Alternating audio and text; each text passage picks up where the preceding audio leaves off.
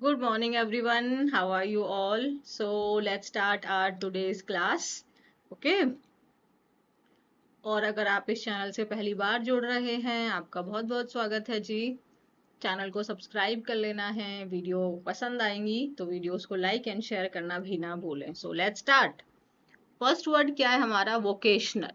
Vocational का मतलब ये वेकेशन से नहीं है रिलेटेड। वोकेशनल इसका मतलब हुआ हम ना मतलब एकेडमिक जो हम पढ़ाई करते हैं उसके अलावा जो हम सीख रहे हैं, यानी कि सिंपली बोले तो जॉब ओरिएंटेड चीजें जब हम सीख रहे हैं, जॉब ओरिएंटेड जब स्किल्स हम अपना एक्वायर कर रहे हैं, वो होता है vocational training. So vocational trainings help people develop practical skills for employment. तो अगर हमें ट्रेनिंग मिल रही है वो किस प्रकार की है? वोकेशनल है, मतलब जॉब ओरिएंटेड ट्रेनिंग है जो हेल्प करती है लोगों को वो प्रैक्टिकल स्किल्स डेवलप करने में जो उस जॉब के लिए जरूरी है।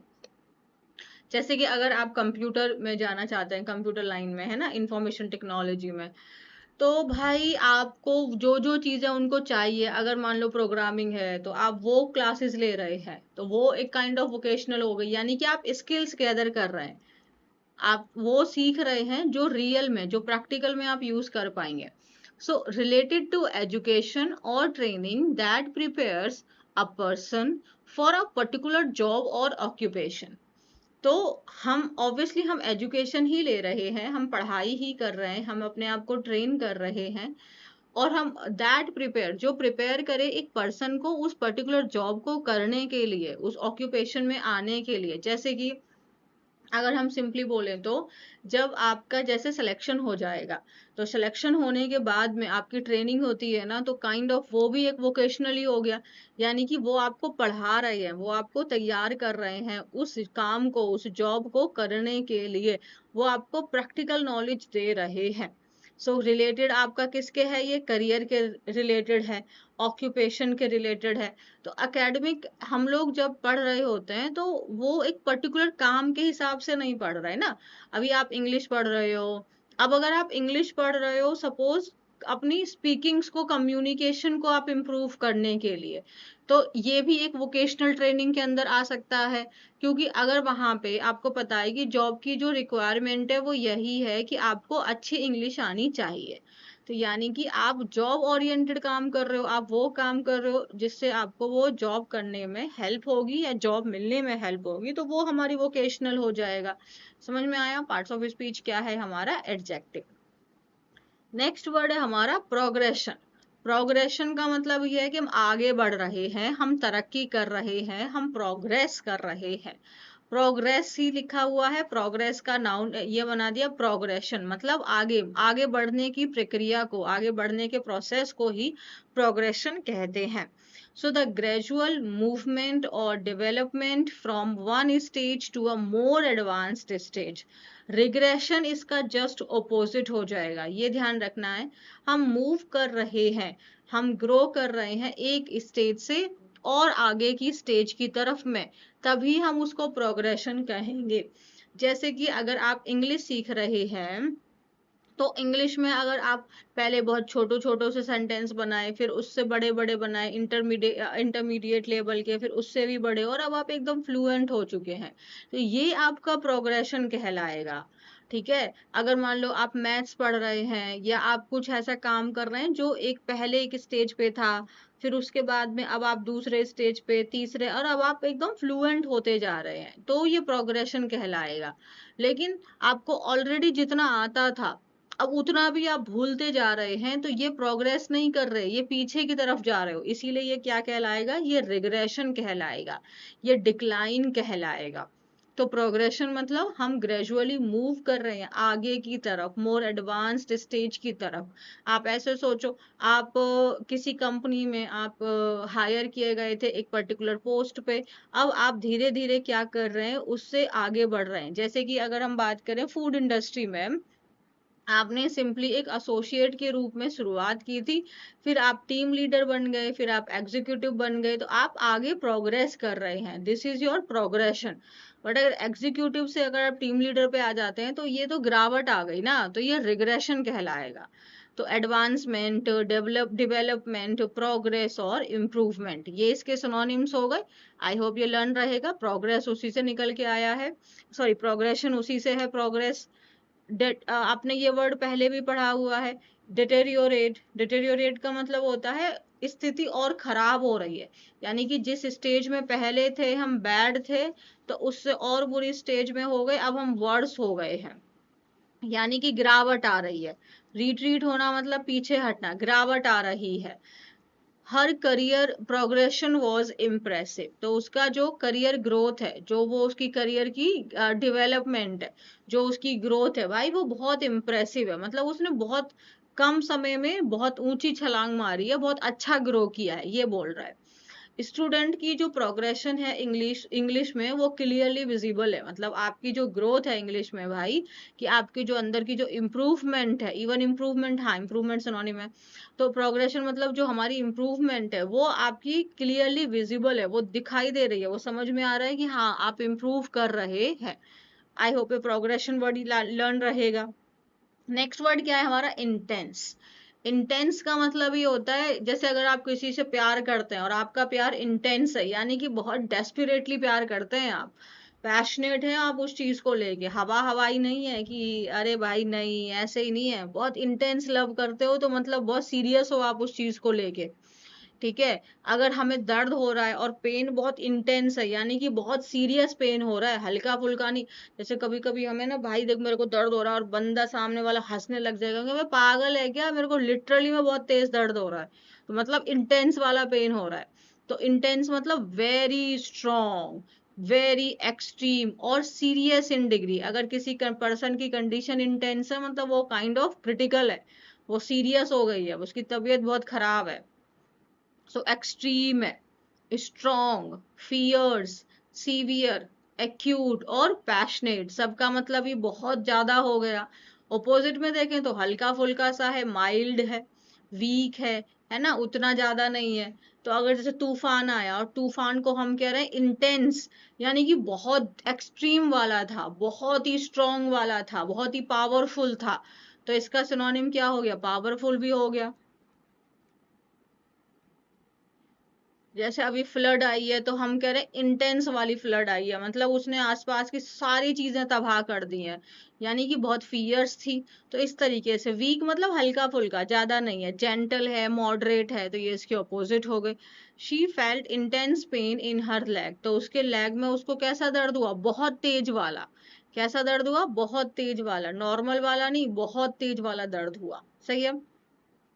The students were under intense pressure before the exam, तो इंटेंस प्रेशर मतलब बहुत सीरियस प्रेशर में थे, बहुत गंभीर थे वो लोग, है ना, बहुत एक्सट्रीम प्रेशर में थे। कहते ना भाई अभी बात मत कर, अभी बहुत एक्स्ट्रा प्रेशर है मेरे ऊपर, भाई अभी मेरे से बात मत कर, बहुत इंटेंस प्रेशर में हूँ मैं, मतलब बहुत एक्सट्रीम प्रेशर में है भाई, अभी अभी भाई से बात नहीं करनी है। तो इंटेंस मतलब बहुत, और माइल्ड मतलब हल्का है, बंदा हंस रहा है, कोई दिक्कत नहीं है, चिल पिल है, तो वो उसका ऑपोजिट हो गया ना। तो इसका पार्ट्स ऑफ स्पीच क्या है, एडजेक्टिव है। डन है। नेक्स्ट वर्ड क्या है हमारा, रिलाय। रिलाय करना मतलब किसी भी इंसान के ऊपर में आप भरोसा कर रहे हैं, आप उस पर निर्भर हो रहे हैं, उस पर आप डिपेंड कर रहे हैं। सो टू डिपेंड ऑन समवन और समथिंग फॉर सपोर्ट, हेल्प और सक्सेस, मतलब सिंपल सी बात है, किसी के ऊपर में निर्भर होना, किसी के ऊपर में डिपेंड होना। So synonyms, depend on, count on, count on का मतलब भी निर्भर होना, ट्रस्ट कर रहे हैं आप उसके ऊपर में। ऑपोजिट होगा, यानी कि वो पर्सन आपका रिलायबल है, सॉरी ये रिलाय तो वही निकल के आया ना। तो रिलाय अगर हम कह रहे हैं कि I can rely on you, अगर मैं आपसे बोलूं, मैं अगर ये बोलूं yes I know I can rely on you, मतलब मैं आपके ऊपर में निर्भर हो सकती हूँ। तो यानी कि ये जो पर्सन, ये जो यू है, ये कैसा पर्सन हो गया, ये रिलायबल पर्सन है, यानी कि ये निर्भर होने वाला, ये एडजेक्टिव बना दिया हमने, है ना, हम इस पे निर्भर हो सकते हैं, तो ये आपका रिलायबल है। अब हम इसको बना सकते हैं, ही इज, या मैं कह दूं इसी को, you are a reliable person, मतलब हाँ भाई तुम एक भरोसेमंद व्यक्ति हो, या she is a reliable person, मतलब आप उस पर निर्भर हो सकते हैं, आप उस पर डिपेंड कर सकते हैं। तो रिलाई करना मतलब उस पर डिपेंड करना, उस पर निर्भर करना, काउंट ऑन करना मतलब, या उस पर निर्भर कर सकते हैं, ट्रस्ट कर सकते हैं उस पर। डिसट्रस्ट मतलब उस पर भरोसा नहीं किया जा सकता है ना। बी इंडिपेंडेंट ऑफ, आप उस पर भरोसा नहीं कर सकते, वो आप अकेले ही रहो, किसी पे निर्भर नहीं होगे। मैनेज विदाउट, सेम बात हो रहा है, आप उस पर निर्भर नहीं हो, अकेले में मैनेज करो। अब हम यहाँ पे किसी सेकंड पर्सन पे हो रहे हैं, यहाँ हम इंडिपेंडेंट है, उसके बिना है। Many students rely on online resources for exam preparation, तो डेफिनेटली, तो बहुत सारे जो स्टूडेंट्स हैं वो किस चीज के ऊपर निर्भर करते हैं, ऑनलाइन रिसोर्सेज के ऊपर में अपनी एग्जाम प्रिपरेशन को लेके। डन है, इजी है। रिलाई का पार्ट्स ऑफ स्पीच क्या है, वर्ब है। If you haven't subscribe this channel then please do it. So let's start and please share this channel as much as possible. So thank you, let's start. हमारा first word क्या है, remarkable. Remarkable का मतलब ऐसे हुआ, ABLE का मतलब होता है कोई चीज उस चीज के कैपेबल है, मतलब वो चीज वो काम को करने के लायक है, ठीक है, वो उस काम को करने के लायक है, वो उस चीज के लिए कैपेबल है। सो रिमार्केबल का मतलब हो गया वो चीज इतनी अच्छी है या इतनी अनयूजुअल है, इम्प्रेसिव है कि वो ध्यान देने के योग्य है। इसको नॉर्मली हम क्या बोल देते हैं, रिमार्केबल अचीवमेंट, मतलब इतना अच्छा अचीवमेंट है कि उसके बारे में बात होनी चाहिए, उस पे हमें अटेंशन देने की जरूरत है, वो ध्यान देने के योग्य है ना। सो ध्यान देने के योग्य, कि हमें उस पे ध्यान देना चाहिए, वो इतना डिजर्व करता है। तो वो अचीवमेंट कैसा है, वो अगर रिमार्केबल है मतलब वो बहुत अच्छा है, वो बहुत एक्सीलेंट है, अमेजिंग है, इम्प्रेसिव है, आउटस्टैंडिंग है, ध्यान देने लायक है वो चीज। सो वर्दी, वर्दी मीन्स लायक, है ना, of attention because it is unusual, impressive और एक्सीलेंट। वर्दी मतलब वो चीज लायक है, किस चीज से, कि हम उस पर अपना अटेंशन दें, यानी हम उसको ध्यान दें, क्योंकि वो चीज उतनी मतलब डिफरेंट है। अनयूजुअल का मतलब क्या होता है, वो चीज अलग है। इम्प्रेसिव है या फिर वो चीज बहुत ही ज्यादा अच्छी है। सो आउटस्टैंडिंग, एक्सेप्शनल मीन्स बहुत ही अच्छी है, extra ordinary. Notable, notable means ध्यान देने के योग्य। अगर ऑपोजिट में देखें तो ऑर्डिनरी है, नॉर्मल सी है, मतलब जो रोजमर्रा की चीजें होती हैं, कुछ खास नहीं है वो चीज, तो वो वाला हो गया। एवरेज है, कॉमन है ना। अनरिमार्केबल, कुछ खास नहीं है वो चीज। So she made remarkable progress in a short time. In a short time मतलब कम समय में ही उसने प्रोग्रेस करना, मतलब आगे बढ़ना, तरक्की करना, है ना। जैसे कि अगर आप इंग्लिश में प्रोग्रेस कर रहे हैं मतलब आप इम्प्रूव कर रहे हैं। सो यहाँ पे प्रोग्रेस का मतलब क्या हो गया, इम्प्रूवमेंट। प्रोग्रेस का मीनिंग क्या हुआ, इम्प्रूवमेंट। तो उसने कम समय में ही बहुत अच्छी क्या करी है, इम्प्रूवमेंट करी है। मान लीजिए आप इंग्लिश सीख रहे हैं और आपकी जो प्रोग्रेस है, यानी जो आपका इम्प्रूवमेंट है, वो क्या है, वो रिमार्केबल है, मतलब वो तारीफ के योग्य है, वो ध्यान देने के योग्य है। ये समझ में आया। प्रोग्रेस यानी कि इम्प्रूवमेंट नाउन हुआ, तो नाउन के बारे में बता रहा है, तो यानी कि ये क्या हो गया आपका एडजेक्टिव। डन है। सो ये क्या है हमारा एडजेक्टिव। आगे बढ़े। ओके, नेक्स्ट वर्ड क्या है हमारा, असाइन। असाइन का मतलब क्या होता है, कोई किसी को काम दे देना। जैसे कि मैंने आपको ये काम दे दिया कि अब ये काम आपको करना है। So to give someone a particular task, duty, role और रिस्पॉन्सिबिलिटी, कि वो काम आपको सौंप दिया गया है, वो काम आपको दे दिया गया है, अब आपको वो काम करना होगा। सो अलॉट कर देना, है ना। अलॉट कर दिया मीन्स आपको दे दिया है। एलोकेट कर दिया, आपको अपॉइंट कर दिया कि ये आप ही का काम है, आपको वो काम सौंप दिया गया है, डेजिग्नेट कर दिया है। अगर हम इसके ओपोजिट में देखें तो आपको उस काम से हटा दिया, रिलीज कर दिया आपको उस काम से। विड्रॉ कर लिया, आपको हटा दिया गया है वहां से, रिलीव कर दिया, छोड़ दिया, आपको नहीं, आपको नहीं करना है। रिवोक करना मतलब उस काम को वापस ले लेना। जैसे ये जनरली हम लोग लॉ वगैरह में ये शब्द का यूज करते हैं, जब कोई ऑर्डर वगैरह पास होता है, फिर उसको रिवोक कर लिया मतलब उसको वापस ले लिया, उसको कैंसिल कर दिया गया।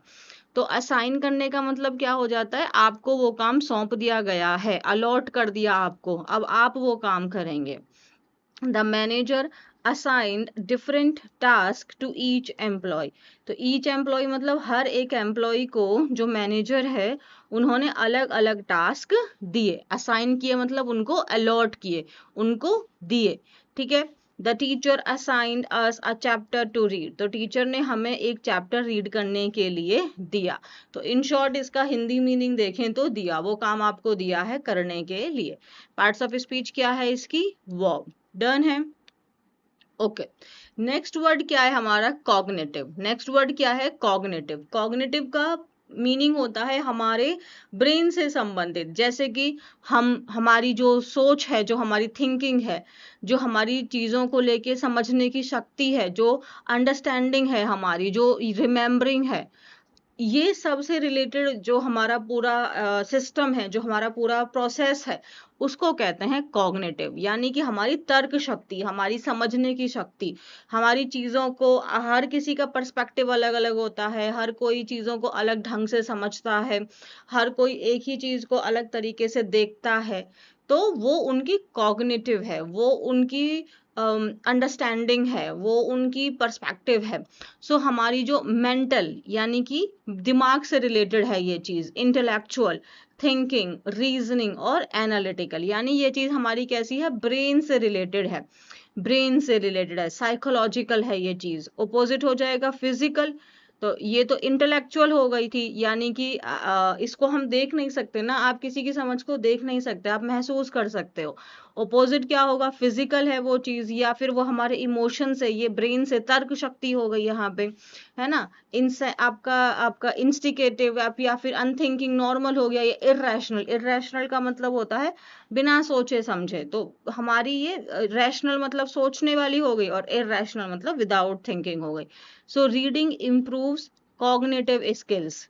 रीडिंग, आप अगर ये चीज देखेंगे, अगर आप किसी मूवी को देख रहे हैं या फिर आप बुक्स रीड कर रहे हैं, यू विल सी कि आपका जो अंडरस्टैंडिंग है, जो आपका पर्सपेक्टिव है चीजों के प्रति, वो बदलने लगेगा और गहरा होने लगेगा। चीजें आपको और डीप समझ में आने लगेंगी। तो वो आपका जो प्रोसेस है, जो आपकी जो एक अलग तरीके की जो आपका इम्प्रूवमेंट हो रहा है ना, उसको बोलेंगे कॉग्निटिव। यानी कि आपका इंटेलेक्चुअल, आपका ब्रेन, आपकी थिंकिंग, आपकी चीजों को समझने की शक्ति। अब sleep is essential for healthy cognitive function, right. अगर आप लगातार 2 से 3 दिन आप नहीं सोएंगे, अगर आप 2 से 3 दिन नहीं सोते हैं, और तो आप देखेंगे कि आप चीजों को भूल जा रहे हैं, आपको कुछ समझ नहीं, कहते ना भाई अब मेरे को समझ नहीं आ रहा है, अब मेरे सर में नींद चढ़ रही है। समझ नहीं आ रहा मतलब कौन सा फंक्शन डिस्टर्ब हुआ? हमारा कॉग्निटिव, राइट। तो यही बोला है कि स्लीप जो है वो एसेंशियल है, हेल्दी स्लीप जो है वो बहुत ही जरूरी है हमारे कॉग्निटिव फंक्शन को नॉर्मली रहने के लिए, अदरवाइज वो डिसरप्ट हो जाएगा। अगर आप 2-3 दिन नहीं सोएंगे तो फिर एक ऐसा टाइम आएगा जब आपको कुछ भी समझ नहीं आ रहा है, अभी तो आपको सोना ही है, मुझे कुछ समझ नहीं आ रहा, तो वो होता है हमारा कॉग्निटिव। पार्ट्स ऑफ स्पीच क्या है इसका? एडजेक्टिव। नेक्स्ट वर्ड है हमारा एक्वायर।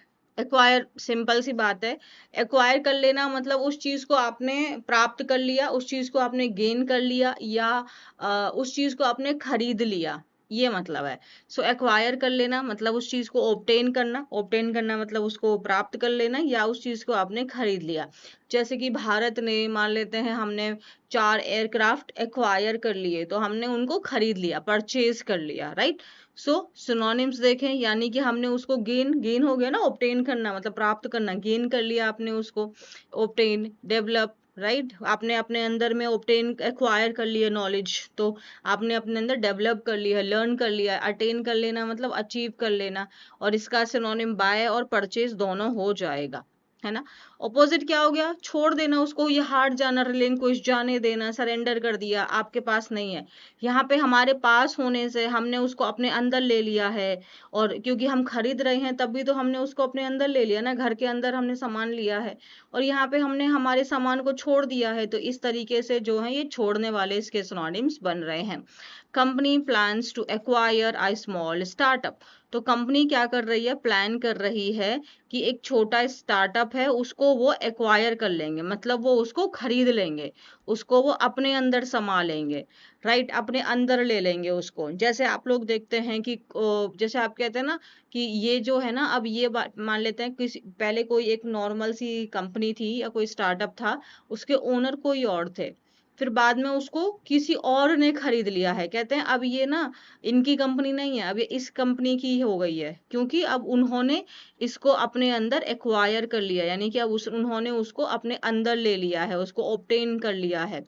ऑपोजिट करेंगे तो क्या कर देंगे, जो कंपनी छोड़ रही है, यानी जो जिन्होंने स्टार्टअप के जो ओनर थे, जो सीईओ थे, उन्होंने इसको छोड़ दिया, तो उन्होंने उसको रिलिंक्विश कर दिया, छोड़ दिया, उसको सरेंडर कर दिया कि अब हमसे नहीं हो रहा, छोड़ दिया उसको। Children acquired language naturally by listening to others, right? So जो बच्चे होते हैं वो लैंग्वेज को नेचुरली कैसे एक्वायर करते हैं, कैसे वो प्राप्त करते हैं, कैसे वो गेन करते हैं, कैसे वो लर्न करते हैं, कैसे वो डेवलप करते हैं, दूसरों की भाषा, दूसरों को सुन के ही तो उनको वो चीजें आ जाती हैं ना। जैसे कि आपकी जो भी मदर टंग है वो आपको बहुत अच्छे से आती है, क्यों? क्योंकि आपने वही सुना है। हरियाणा में हो आप तो आपके घर में जैसे बोला जाएगा आपको हरियाणवी ऑटोमेटिक आ जाएगी। और वो जो टच है ना वो कभी जाता भी नहीं है हमारा, तो हमने वो चीज एक्वायर कर ली है ना। तो वो हमने क्या कर लिया, अब देखो यहाँ पे समझ में आया डेवलप इसका सिनोनिम कैसे हुआ, लर्न इसका सिनोनिम कैसे हुआ। तो इस तरीके से हम वर्ब को, हम वोकैबुलरी को क्या कर रहे हैं, हम एक्वायर कर रहे हैं, हम अपनी इंग्लिश लैंग्वेज की लर्निंग को हम क्या कर रहे हैं, और ग्रो कर रहे हैं और डेवलप कर रहे हैं। तो पार्ट्स ऑफ स्पीच क्या है इसका, वर्ब। हमारा इन्फ्लुएंस, अरे इन्फ्लुएंस शब्द तो तुम लोग को बहुत अच्छे से आता होगा, इन्फ्लुएंसर सुना ही हुआ है ये वर्ड आप लोगों ने, राइट? वही है इन्फ्लुएंस। इन्फ्लुएंसर क्या करते हैं, आपको प्रभावित कर रहे हैं, आपको आ, मना रहे हैं, आपको बोल रहे हैं, आप उनको देख के मोटिवेट हो रहे हैं वो काम करने के लिए। तो इन्फ्लुएंस वर्ब हो गया उसी चीज का, इवन इन्फ्लुएंस नाउन भी हो जाता है। तो इन्फ्लुएंस मतलब द पावर और टू अफेक्ट समथिंग और समवन। तो जैसे social media can influence peoples opinion, तो जो सोशल मीडिया है वो भाई उसके अंदर वो पावर है, कैन इन्फ्लुएंस मतलब वो कर सकता है भाई लोगों के ओपिनियन, एब्सोल्युटली राइट। हम सोशल मीडिया के थ्रू आजकल भाई हमको बड़ी बड़ी किताबें पढ़ने का तो कोई शौक नहीं बचा है, क्यों पढ़ेंगे हम बड़ी बड़ी बुक्स। तो किसी ने हमको हमारे खुद के फ्रीडम फाइटर्स के बारे में अगर उलट सुलट बता दिया तो हमारा ओपिनियन वहां से फॉर्म हो जाएगा, राइट, हम वहां से प्रभावित हो जाएंगे। कोई हमको कुछ भी बोलेगा, हाँ, और वो चीज हमें सोशल मीडिया पे दिखाई दे रही है, 6-7-50 लोगों ने वो वीडियो बना दी, यानी कि वही सच्चाई बन चुकी है। तो उन्होंने आपके माइंड सेट को, आपके ओपिनियन को, आपके पॉइंट ऑफ व्यू को क्या कर दिया, प्रभावित कर दिया। समझ में आया? तो यहाँ पे हमने इसको किस यूज में यूज किया है, इसको वर्ब के रूप में, प्रभावित करना। Parents have a strong influence on their children's behaviour. तो जो पेरेंट्स हैं उनका एक बहुत बड़ा प्रभाव होता है कि बच्चा जिस भी प्रकार से बिहेव करता है उसका बहुत बड़ा इन्फ्लुएंस, उसका बहुत बड़ा प्रभाव, उसका बहुत बड़ी पावर होती है, इम्पैक्ट होता है उसके पेरेंट्स का। सो यहाँ पे ये नाउन की तरह यूज कर रहा है। तो सेम इन्फ्लुएंस को हम वर्ब एंड नाउन की तरह यूज कर सकते हैं। तो इन्फ्लुएंस यहाँ पे प्रभाव हो गया, उसका इम्पैक्ट हो गया कि बच्चे के बिहेवियर में बहुत बड़ा रोल होता है, इम्पैक्ट होता है उसके पेरेंट्स का, ये बोल रहे हैं, है ना। It can influence peoples opinion, तो ये चीज जो है वो लोगों के ओपिनियन को प्रभावित कर सकती है। यहाँ पे ये अफेक्ट, यहाँ पे इफेक्ट नहीं होगा, हाँ अफेक्ट होगा यहाँ पे, प्रभावित करना। सो इम्पैक्ट करना, उस पर असर डालना, इफेक्ट हो गया, स्वे, पावर और डोमिनेशन। ये समझ में आया? तो इन्फ्लुएंस का parts of speech verb plus noun दोनों सेम होता है, यानी हम इसे वर्ब और नाउन की तरह यूज कर सकते हैं। नेक्स्ट वर्ड होता है हमारा डेमोन्स्ट्रेट। डेमोन्स्ट्रेटिव एडजेक्टिव्स आपने पढ़े हैं, वो क्या होते हैं, वो ये कहते हैं कि दिस, दैट, दीज, दोज, है ना, ये हमारे आते हैं उस कैटेगरी में, डेमोन्स्ट्रेटिव एडजेक्टिव्स की कैटेगरी में। तो दिस भी आपको पॉइंट कर रहा है, देखो यह, से है ना, सिंगुलर के लिए दैट भी यह है सिंगुलर के लिए, दीज प्लूरल्स के, दोज प्लूरल्स के लिए दोनों प्लूरल, ये दोनों सिंगुलर। ये आपका दिस नियर बाई चीज को, दैट फार बाई सिंगुलर चीज को, दीज सिंगुलर मतलब प्लूरल में लेकिन पास में है। ये बट ये क्या कर रहा है, ये क्या बोल रहा है, जैसे मैंने बोला दिस इज माई फोन, यानी कि मैं आपको डेमोन्स्ट्रेट कर रही हूँ। दिस यहाँ पे हमको लगता है दिस तो मतलब डेमोन्स्ट्रेटिव एडजेक्टिव्स ही होते हैं, नहीं, डेमोन्स्ट्रेट करने का मतलब शो करना। जैसे आपने देखा है ना कि अभी आपकी क्लासेस शुरू होने वाली हैं और ये आपका डेमो है। डेमो वर्ड सुना है आपने, डेमो कहते हैं ना, ये डेमो है। डेमो मतलब आपको भाई हम शो करके दिखाएंगे कि आगे वाली क्लासेस में आपको किस प्रकार से पढ़ाया जाएगा। सो डेमोन्स्ट्रेट करना मतलब आपको शो करके दिखाया जा रहा है। तो टू शो क्लियरली, आपको क्लियरली दिखाया जा रहा है कि कैसे आपको पढ़ाया जाएगा। पार्ट्स ऑफ स्पीच क्या है इसका, वर्ब। आपको शो किया जा रहा है, दिखाया जा रहा है, इल्यूस्ट्रेट करना, इल्यूस्ट्रेशन का मतलब भी आपको दिखाया जा रहा है, डिस्प्ले किया जा रहा है, राइट। ओपोजिट हो जाएगा कंसील करना, हाइड कर रहे हैं हम उन चीजों को, हम वो चीजें नहीं दिखा रहे हैं आपको। अच्छा, अब आप सोचेंगे मैम ऐसा तो होता है कि डेमो में टीचर अपना बेस्ट वर्जन दिखाते हैं और रियल चीजें तो बाद में पता चलती हैं। अब भाई देखो ये तो उनके इंटेंशन के ऊपर है, बट वो डेमो में आपको दिखा रहे हैं कि सी ये मेरा आपका टीचिंग पर मैं इस तरीके से पढ़ाता हूँ, मेरे ये मेथड्स हैं, आपको ये सिलेबस रहेगा, ये मैं इस तरीके से कवर करवाने वाला हूँ। तो अगेन वो क्या कर रहे हैं, वो शो कर रहे हैं ना, वो दिखा तो रहे हैं, डेमोन्स्ट्रेट कर रहे हैं वो।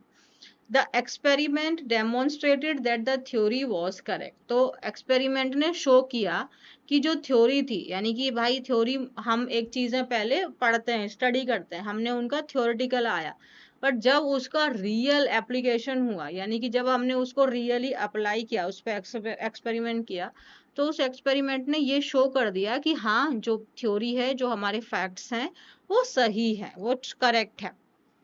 The teacher demonstrated how to solve the problem. तो मतलब टीचर ने क्या किया, शो किया कि प्रॉब्लम को हमें किस प्रकार से सॉल्व करना चाहिए। डन है, ग्रेट।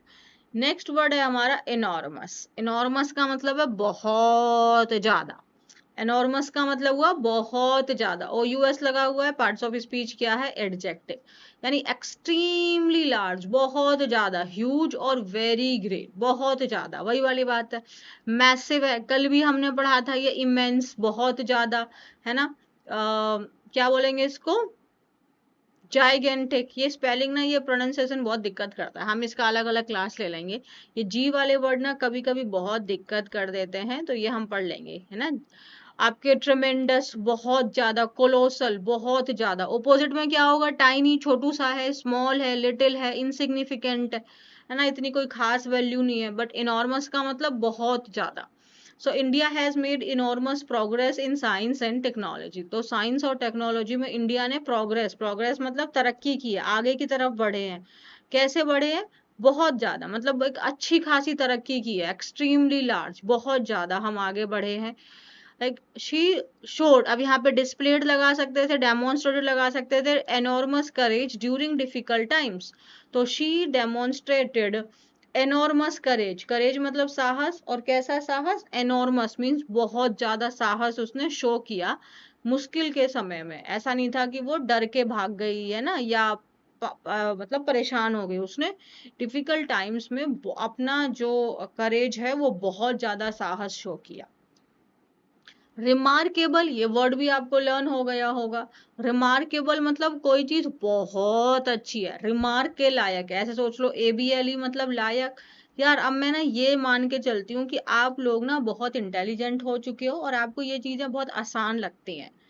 मैं मान के चलती हूँ आप लोग इंटेलिजेंट बच्चों की कैटेगरी में आ रहे हो, डेली डेली पढ़ाई कर रहे हो, रिमार्क कर रहे हैं, हम उसके बारे में बात कर रहे हैं, यानी वो बात करने के लायक है, वो इतनी अच्छी है कि उसके बारे में बात की जा रही है। So something so special, impressive और unusual that it deserves attention. मतलब कोई चीज बहुत अच्छी है, वही सेम बात होगी, बहुत अच्छी है ये चीज, स्पेशल है। रिमार्केबल अचीवमेंट मतलब तारीफ योग्य अचीवमेंट है, उसको अटेंशन देने लायक है, वो चीज इम्प्रेसिव है, बहुत अच्छी है। एक्स्ट्रा ऑर्डिनरी है, अनयूजुअल है, extra ordinary, exceptional, outstanding, noteworthy मतलब ध्यान देने के योग्य है। ये ऑर्डिनरी है ना, ऑपोजिट क्या हो गया, ऑर्डिनरी, नॉर्मल है, कुछ खास नहीं है, अनरिमार्केबल हो गया, इनसिग्निफिकेंट। अब सोचोगे मैम हमने एनॉर्मस तो सिग्निफिकेंट का यहाँ भी देखा है, एनॉर्मस के ऑपोजिट में भी इनसिग्निफिकेंट देखा है और यहाँ भी इनसिग्निफिकेंट है, तो हमें तो कंफ्यूजन हो जाएगा। तो इंग्लिश में इसे कहाँ कहाँ बोल दिया कि मैं एक ही का एंटोनिम बनूंगा, मैं कई सारों के बन सकता हूँ। तो तो रिमार्केबल मतलब कोई चीज जो बहुत अच्छी है, इनसिग्निफिकेंट है मतलब कुछ खास नहीं है वो चीज, है ना, मीडियोकर है वो चीज, नॉर्मल है, एवरेज है, ऑर्डिनरी है, कुछ खास नहीं है वो चीज, इस सेंस में यूज हुआ है यहाँ पे। His remarkable achievement inspired many young people। तो जो उसके कैसे अचीवमेंट, जैसे कि नीरज चोपड़ा है, इनके जो अचीवमेंट्स हैं वो रिमार्केबल है, वो वाकई में तारीफ के योग्य है, वो वाकई में इम्प्रेसिव है, राइट। तो उन्होंने बहुत सारे यंग पीपल को इंस्पायर किया। His memory is remarkable, she remembers even the smallest details। तो इसका मतलब जो उसकी मेमोरी है ना, मतलब उसकी जो याद रखने की जो क्षमता है वो अनयूजुअल है, वो नॉर्मल नहीं है, वो ऑर्डिनरी नहीं है, वो एक्स्ट्रा ऑर्डिनरी है, क्योंकि वो इवन छोटी छोटी डिटेल्स को भी याद रखती है। तो हम लोग तो भूल जाते हैं ना, बट कोई बंदा अगर छोटी छोटी पॉइंट्स को भी याद रखे, उसकी मेमोरी, वाह भाई, ये तो अनयूजुअल है, नॉर्मली लोगों की ऐसी मेमोरी नहीं होती है, तो अनयूजुअल है। समझ में आया। रिहैबिलिटेशन, रिहैबिलिटेशन का मतलब क्या होता है, आपने ये शब्द सुना होगा, रिहैब। रिहैब का मतलब, जैसे जो लोग अल्कोहल वगैरह कंज्यूम करते हैं तो उनको एक पर्टिकुलर प्लेस होती है ना जहां उनको भेजा जाता है, ताकि वो उस आदत से बाहर निकल के आ सके और नॉर्मल लाइफ को वो फिर से स्टार्ट कर सके। So rehabilitation means helping someone rebuild their life and become capable again. तो उनकी हम हेल्प कर रहे हैं। रिहैबिलिटेशन सेंटर कौन से होते हैं, जहां पर उनको सिर्फ ट्रीट नहीं किया जा रहा है, बल्कि उनको इस तरीके से मदद की जा रही है कि वो अपनी नॉर्मल लाइफ को दोबारा से स्टार्ट कर सके। ठीक है, सो इसको बोलेंगे हम रिहैबिलिटेशन। सिंपल सी बात है, क्या हो रहा है, उनकी लाइफ को दोबारा से रीबिल्ड करने में, उनकी लाइफ को दोबारा से नॉर्मल स्टेज पे लाने में जो आपका जो सेंटर हुआ, जो प्रोसेस हुआ, उसको हम बोलते हैं रिहैबिलिटेशन। ठीक है, री मतलब अगेन, तो अगेन वो एक नॉर्मल लाइफ जी सकें, अगेन वो नॉर्मल तरीके से अपना काम कर सकें। रिकवरी हो गई, रिहैबिलिटेशन का मतलब क्या हो गया, रिकवरी हो गई। अच्छा, जैसे कि ऐसे सोचो कि किसी को चोट लग गई है, राइट, और चोट लगने के बाद ट्रीटमेंट वगैरह हो गया, लेकिन ऐसा नहीं होता ना कि वो प्रॉब्लम एकदम से हील हो जाती है, तो उसके हीलिंग प्रोसेस में भी टाइम लगता है। तो आप ऐसे सोचो कि जो हीलिंग प्रोसेस है, जो रिकवरी टाइम है, कि हम दोबारा से अब अपनी लाइफ को हेल्दी तरीके से स्टार्ट कर सकें, वही हुआ हमारा रिहैबिलिटेशन। सो रिकवरी, रिस्टोरेशन, री इंटीग्रेशन, रीबिल्डिंग, हम दोबारा से अपनी लाइफ को नॉर्मल तरीके से स्टार्ट कर पा रहे हैं, that is your rehabilitation. So government ने अनाउंस किया है rehabilitation package for the flood victims. तो अभी आज का आर्टिकल भी हमारा असम फ्लड को लेके ही है। तो अब फ्लड की वजह से क्या हो गया कि जो लोगों के घर थे, जो उनका सामान था, जो उनके जानवर थे, वो सब बर्बाद हो गए, तहस नहस हो गया। तो उनकी लाइफ को अब दोबारा से उनकी लाइफ को शुरू करने के लिए उनको कुछ तो हेल्प चाहिए होगी ना। तो वही बोला है कि गवर्नमेंट ने अनाउंस किया है रिहैबिलिटेशन पैकेज, मतलब वो उनको एक अमाउंट प्रोवाइड करेंगे जिससे वो अपनी लाइफ को दोबारा से स्टार्ट कर सकें। सो रिहैबिलिटेशन मतलब एक अपनी लाइफ को दोबारा से स्टार्ट करने के लिए एक पैकेज गवर्नमेंट ने अनाउंस किया है। TION लगा हुआ है, पार्ट्स ऑफ स्पीच क्या है इसका, नाउ। नेक्स्ट वर्ड क्या है हमारा, अनफाउंडेड। अनफाउंडेड का मतलब होता है, हिंदी में आप जानते हैं, आधारहीन। आधारहीन का मतलब हो गया कि जैसे आप किसी के ऊपर में आरोप लगा रहे हैं और वो आरोप आपके आधारहीन है, मतलब ग्राउंडलेस है, उसका कोई आधार ही नहीं है, आपके पास कोई फैक्ट्स हैं, एविडेंस है, ट्रुथ है, नहीं, कुछ नहीं है, बस आपने सुनी सुनाई बात के ऊपर उसके ऊपर आरोप लगाया जा रहा है। तो उसको बोलेंगे हम अनफाउंडेड। अनफाउंडेड मतलब not based on facts, evidence और ट्रुथ। कोई सच्चाई आपके पास नहीं है, कोई सबूत आपके पास नहीं है, तो इस तरीके से हम कहेंगे वो जो आरोप था वो कैसा था, अनफाउंडेड था। द एलिगेशन वॉज अनफाउंडेड मतलब बेसलेस था, उसका कोई आधार ही नहीं था, आधारहीन था, वो ग्राउंडलेस था, अनसपोर्टेड था। सपोर्टेड का मतलब यहाँ पे उसके पास कोई एविडेंस नहीं थे, कोई फैक्ट्स नहीं था। अनजस्टिफाइड था, कोई मतलब वो बेसलेस था, कोई मीनिंग ही नहीं था उसका। ऑपोजिट क्या हो जाएगा, फाउंडेड मतलब आधार है उसका, राइट। जस्टिफाइड, सब्सटेंशिएटेड, सब्सटेंशिएटेड का मतलब भाई वो आधा उसका एक वैल्यू है मतलब हम यहाँ पे अगर बात करें तो उसके एविडेंस है मेरे पास में, प्रूफ है मेरे पास में, वो हो गया। वेल फाउंडेड मतलब सच है वो बात, वैलिड है। सो जो उसका फियर था ना, turned out to be unfounded. तो उसका फियर, जैसे वो बहुत मान लो किसी चीज से डरती थी, लेकिन बाद में बताया था अरे यार ये जो तुम इतना डरती हो ना ये कुछ है ही नहीं। तो उसका जो डर था वो आपका आधारहीन था, मतलब बेमतलब में वो डरती थी। लेकिन अब हम यहाँ पे बोलें कि जो उसका डर था वो वेल फाउंडेड था, मतलब वाकई में कुछ ऐसा हुआ जिसकी वजह से उसको डर लगता था, मतलब सच था, उस बात में सच्चाई थी, उसके डर में कुछ तो रीजन था। लेकिन हमारे बहुत सारे डर ऐसे होते हैं जो आपके बेसलेस होते हैं, बस हमारे मन में कोई चीज होती है और उसी को हम बड़ा कर करके हम उससे ही डरने लग जाते हैं। एलिगेशंस अगेंस्ट हिम वर अनफाउंडेड। तो उसके खिलाफ में जो एलिगेशंस थे ना वो अनफाउंडेड थे, मतलब वो बेसलेस थे, आधारहीन थे, उनका कोई भी आधार नहीं था, कोई सबूत नहीं था, कोई प्रूफ नहीं था। तो इस तरीके से हमने अनफाउंडेड वर्ड को समझा, ठीक है। और इसका पार्ट्स ऑफ स्पीच क्या है, एडजेक्टिव। कंफ्यूज मत करना कि ईडी पे लगा हुआ है तो ये वर्ब का थर्ड फॉर्म है या सेकंड फॉर्म है, नहीं, ये एडजेक्टिव है। जैसे कि बेसलेस, ग्राउंडलेस, अनसपोर्टेड, ये सब एडजेक्टिव्स हैं, तो ये एडजेक्टिव है, ठीक है। तो जब भी आपको कंफ्यूजन हो, जैसे जो भी शब्द आपका V3 पे खत्म हो रहा है, मतलब V3 इन द सेंस कि जो शब्द आपका ईडी पे खत्म हो रहा है, तो हमको ईडी पे लगता है कि ये वर्ब का पास्ट फॉर्म होता है। तो जैसे आई एम टायर्ड, चलो थोड़ा देख लेते हैं। आई एम टायर्ड, तो ये भी ईडी पे खत्म हो रहा है, तो क्या ये वर्ब है, नहीं। अब ये क्या है, हम कैसे समझे, अब कोई और एडजेक्टिव सोचो जो आपको पता है कि यहाँ ये तो एडजेक्टिव होता है। जैसे कि आई एम हैप्पी, तो हैप्पी तो एडजेक्टिव है, हमें पता है हैप्पी मतलब खुश। आई एम सैड, तो ये भी हमें पता है ये एडजेक्टिव है। यानी कि अगर हम उस शब्द को दूसरे एडजेक्टिव से रिप्लेस करें और सेंटेंस बन पा रहा है, सेंटेंस का मीनिंग निकल रहा है, तो मतलब ये शब्द आपका वर्ब नहीं था, यानी कि ये शब्द आपका क्या था, ये एडजेक्टिव था, लेकिन ये ईडी फॉर्म में लगा हुआ है, तो इसीलिए हमको कंफ्यूजन हो रहा है।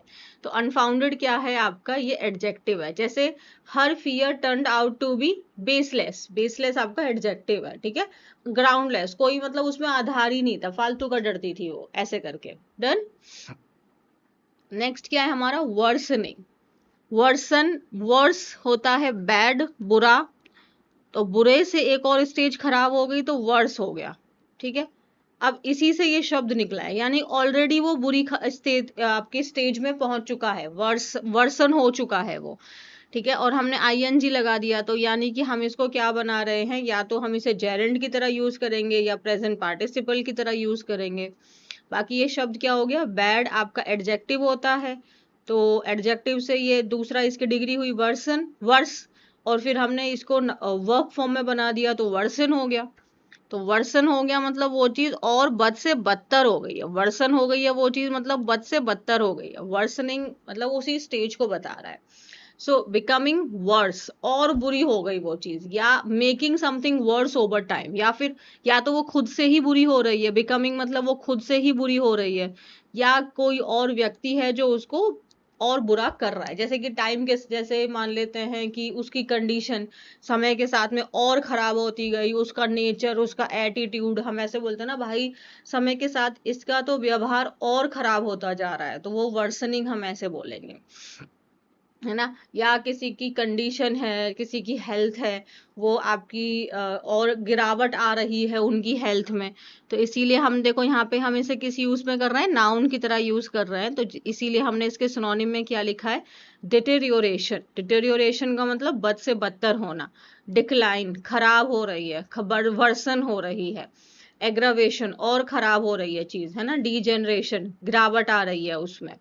The patients condition is worsening, तो पेशेंट की जो कंडीशन है वो क्या हो रही है, उसमें गिरावट आ रही है, वो और खराब हो रही है, बद से बदतर हो रही है। मान लो वो ऑलरेडी बुरी स्टेट में थे, उससे भी बेकार हो रही है।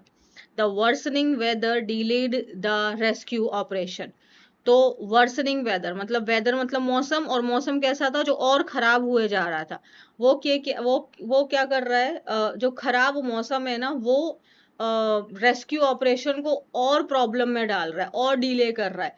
मान लो मौसम और खराब हुए जा रहा है ना, और जिसकी वजह से रेस्क्यू रेस्क्यू करना मतलब किसी को बचाना, उसको सेव करना, तो वो जो ऑपरेशन, वो जो आपका काम चल रहा था, उसको वो क्या कर रहा है, और डिले कर रहा है। तो यहाँ पे हम इसको किस तरीके से यूज कर रहे हैं, एडजेक्टिव के रूप में यूज कर रहे हैं। तो यहाँ पे वैसे ये नाउन के रूप में हमने इसके सिनोनिम्स लिखे हैं, ये क्योंकि ये प्रेजेंट पार्टिसिपल, एडजेक्टिव के रूप में भी हम इसको यूज कर रहे हैं। ये सीख लोगे आप, इतनी कोई बड़ी बात नहीं है कि आपको कंफ्यूजन आएगा कि मैम कब हम इसे एडजेक्टिव की यूज करते हैं, कब हम इसे वर्ब यूज करते हैं। ट्रस्ट मी, नहीं समझ में आ रहा तब कोई इशू नहीं है, आप बस अपना डेली न्यूज़पेपर पढ़ रहे हो, जितना मैं आपको पढ़ा रही हूँ वो पढ़ रहे हो, तो धीरे धीरे हम सीख जाते हैं। अगर आज ही आप लेके बैठ जाओगे, यूट्यूब पे सर्च करोगे how to identify parts of speech, और आपको मल्टीपल वीडियोस वहां मिलने लग जाएंगी, बट उससे उतना हेल्प नहीं हो पाएगा। ट्रस्ट में, ये सब एक्सपीरियंस के थ्रू ही आपको बोला जा रहा है। तो इसीलिए आप धीरे धीरे, क्योंकि लर्निंग हमेशा स्लो प्रोसेस है, तो जैसे आप ये पढ़ रहे हैं, आप सेंटेंसेस देख रहे हैं, तो ऑटोमेटिकली आप इसको रीयूज करने लगेंगे और आपको आ जाएगा। ठीक है, तो इतना हेडेक लेने की जरूरत नहीं है, शांति से बैठ के पढ़ाई करनी है हमें। नेक्स्ट वर्ड क्या है हमारा, एक्सट्रैक्शन। एक्सट्रैक्ट करना मतलब ये होता है, एक्स का मतलब आउट हो गया, तो आपने वो चीज को बाहर निकाल दिया। एक्सट्रैक्शन का मतलब TION लगा के नाउन हो गया है। एक्सट्रैक्शन का मतलब हो गया उस चीज को बाहर निकालना। So the act of taking something out, main मुद्दा क्या है, बाहर निकालने का है, तो एक्सट्रैक्शन का मतलब ये हो गया बाहर निकालना। रिमूवल, जैसे कि दांत का एक्सट्रैक्शन होता है, दांत कोई खराब हो गया है ना, कैविटी लग गई है, वो कंप्लीटली डिस्ट्रॉय हो चुका है, तो उसको एक्सट्रैक्ट कर दिया, मतलब उसको बाहर निकाल दिया है, रिमूव कर दिया। विड्रॉ कर देना, बाहर निकाल दिया, हटा देना। माइनिंग, अब माइनिंग में आपको पता ही है, माइनिंग में क्या होता है, खुदाई होती है। तो जो आपके जिस भी चीज पर्पस के लिए हो रही है, वो जैसे स्टोन्स वगैरह के लिए है, तो उनको बाहर निकाल लेते हैं, जमीन के अंदर है और वो आपने जमीन से बाहर निकाल लिया, तो यही तो माइनिंग का प्रोसेस होता है ना। हार्वेस्ट भी में भी हम क्या करते हैं, उसको बाहर ही तो निकाल रहे होते हैं। अब इम्प्लांटेशन का मतलब उसके अंदर आप डाल रहे हैं, इम्प्लांट करना मतलब डालना, एडिशन, प्लेसमेंट और डिपोजिशन मतलब उसके अंदर डालना, और एक्सट्रैक्शन मतलब बाहर निकालना, तो जस्ट ऑपोजिट हो गए दोनों शब्द। Coal extraction has increased in the region, तो मतलब इस क्षेत्र में कोल का एक्सट्रैक्शन, मान कोल को बहुत ज्यादा मात्रा में क्या निकाला जा रहा है, यहाँ से निकाला जा रहा है। तो जो कोल का एक्सट्रैक्शन है, कोल का रिमूवल है, वो इस एरिया में क्या हो गया है, इंक्रीज्ड हो गया है। ठीक है, the dentist performed the extraction in less than 30 minutes, इसका मतलब क्या हुआ, डेंटिस्ट, डेंटिस्ट कौन होते हैं, जो दांतों के डॉक्टर होते हैं, उन्होंने परफॉर्म किया द एक्सट्रैक्शन।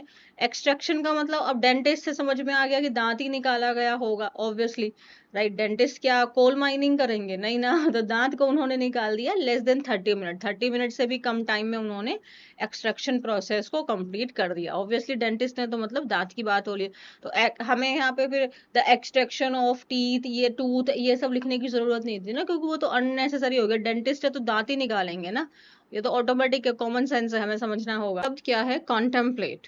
कॉन्टेम्पलेट का मीनिंग क्या है, आप सोच रहे हैं, वो भी ध्यान पूर्वक, है ना।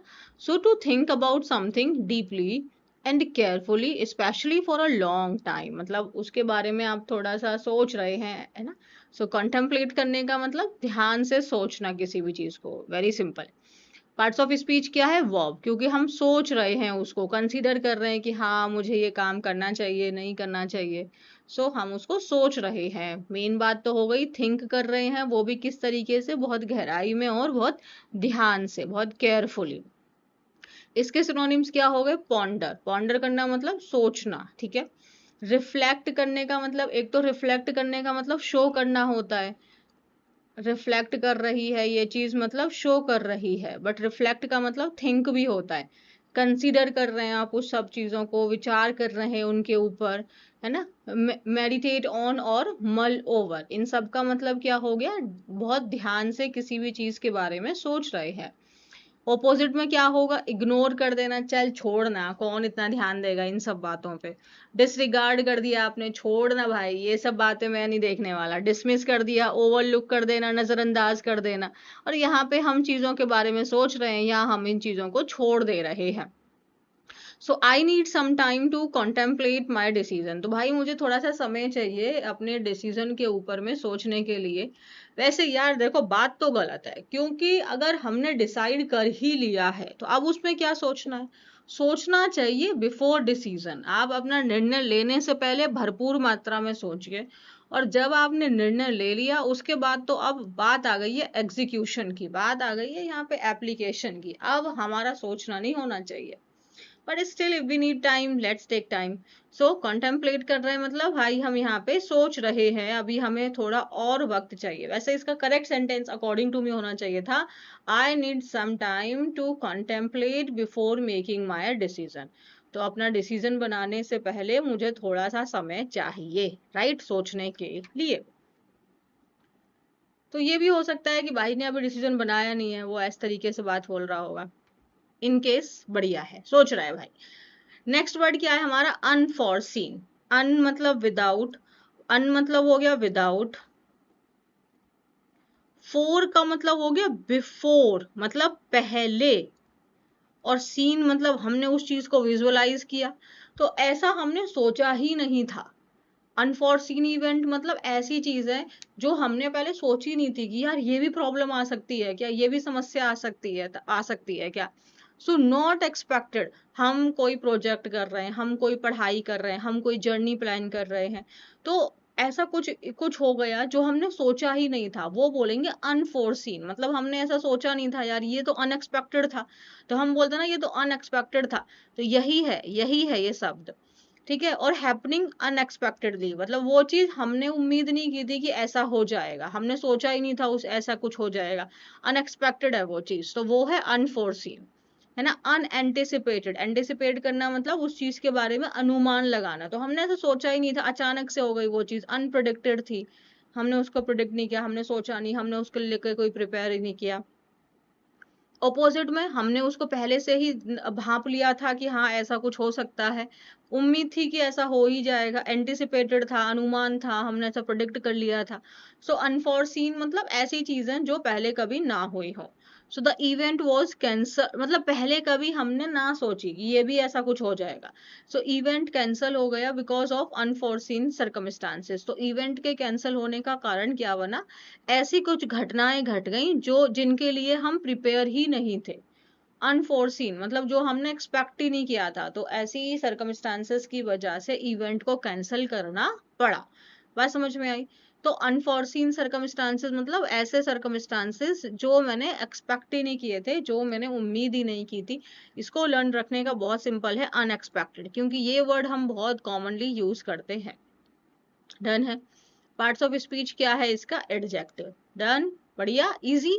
एक वर्ड अभी हमने पढ़ा कॉन्टम्पलेट मतलब हम सोच विचार कर रहे हैं, दूसरा हो गया अनफोर्सीन मतलब जिस चीज को हमने पहले एक्सपेक्ट ही नहीं किया था। नेक्स्ट वर्ड क्या है हमारा, कंसोलिडेट। कंसोलिडेट इजी वर्ड है, बहुत आसान शब्द है। CON का मतलब यहाँ पे हो गया टुगेदर, CON का मतलब एक साथ आ गए, और सॉलिड बना दिया भाई। सॉलिड बना देने का मतलब क्या होता है, उस चीज को मजबूत बना दिया, स्ट्रॉन्ग कर दिया उसको। अब एक साथ में अगर हम बहुत सारी चीजें रख देंगे तो वो चीज अब स्ट्रॉन्ग नहीं होगी, अब वो स्ट्रॉन्गर हो जाएगी, अब वो चीज और ज्यादा मजबूत हो जाएगी, तो वो कंसोलिडेट हो गई है, वो और मजबूत हो गई है। So to make something stronger, उस चीज को हमने और मजबूत बना दिया, और सॉलिड बना दिया। सॉलिड कहते हैं ना भाई, तेरा आइडिया सॉलिड है मतलब एकदम मजबूत है ना, हमने उसको और सिक्योर कर दिया, तो उसको और जान दे दी, मजबूत कर दिया उसको, री इनफोर्स उसको मजबूत कर देना, सॉलिडिफाई और बोल्स्टर, सबका मतलब है उसको हमने और स्ट्रेंथ दे दी और ताकत दे दी, उसको और मजबूत कर दिया। ऑपोजिट क्या होगा, कमजोर करना, वीकन, अंडरमाइन, कमजोर कर रहे हैं, फ्रैगमेंट उसको टुकड़ों में तोड़ दिया। यहाँ पे हम चीजों को एक साथ लेके आ रहे हैं, यहाँ टुकड़ों में तोड़ देंगे, टुकड़े तोड़ने से वो चीज कमजोर हो जाएगी, हमने उसको डिवाइड कर दिया है। रेगुलर रिवीजन क्या करता है, ये हमारी लर्निंग को कंसोलिडेट करता है, मतलब उसको और मजबूत करता है ना, उसको स्ट्रेंथ देता है। अगर आप देखेंगे कि अगर आप एवरी डे अगर यही सिंपल रीडिंग कर रहे हैं ना इंग्लिश की, अगर ये सिर्फ आर्टिकल रीड कर रहे हैं, तब भी आपको लगेगा कि हाँ आपके अंदर इम्प्रूवमेंट आ रहा है, इंग्लिश को आप अच्छे से अंडरस्टैंड कर रहे हैं।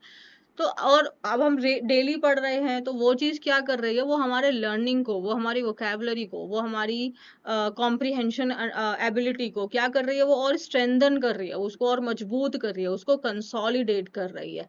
तो हमने उस चीज को और मजबूत कर दिया, उसको और ताकतवर बना दिया। कंसोलिडेट क्या है, पार्ट्स ऑफ स्पीच इसका वर्ब।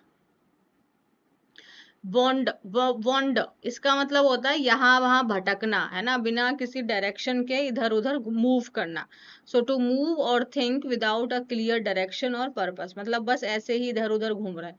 अब हम लोग फिजिकली भी ऐसे हो सकते हैं कि वास्तव में आप ऐसे ऐसे किसी भी गली मोहल्ले में घूम रहे हो, और दिमाग से भी हो सकता है कि आप बस इधर उधर घूम रहे हो। दिमाग में ऐसा होता है ना कि अभी बस यहीं बैठे बैठे अमेरिका चले गए, लंदन चले गए, पता नहीं कहाँ कहाँ घूम रहे हैं, है ना, हमारे ब्रेन में मल्टीपल थॉट्स आते हैं, तो हम वॉन्डर कर रहे हैं, हम मूव कर रहे हैं, हम घूम रहे हैं कहीं पे भी, लेकिन हमारा कोई अपना एक पर्पस या डायरेक्शन नहीं है। रोम, ड्रिफ्ट, मिएंडर और स्ट्रे, मतलब बस ऐसे इधर उधर घूमना।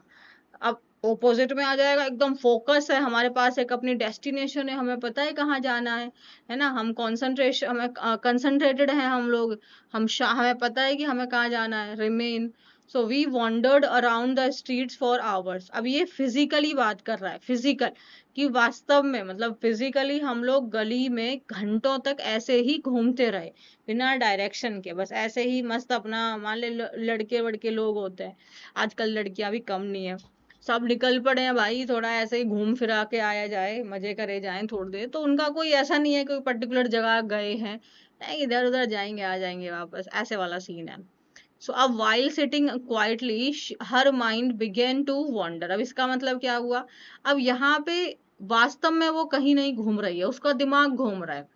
तो हम देखते हैं ना, वो चक्कर वाला नहीं घूम रहा है, मतलब वो अपना इमेजिनेशन क्रिएट, मतलब दिमाग में अलग अलग प्रकार के थॉट्स आ रहे हैं, ब्रेन कहीं कहीं जा रहा है। तो ये वो वाले केस में हो गया, तो हम इसको लिटरल यानी कि वास्तविक तरीके से हम इधर उधर घूम रहे हैं बिना किसी पर्पस के, या हमारा माइंड घूम रहा है ना, यानी कि फिगरेटिव।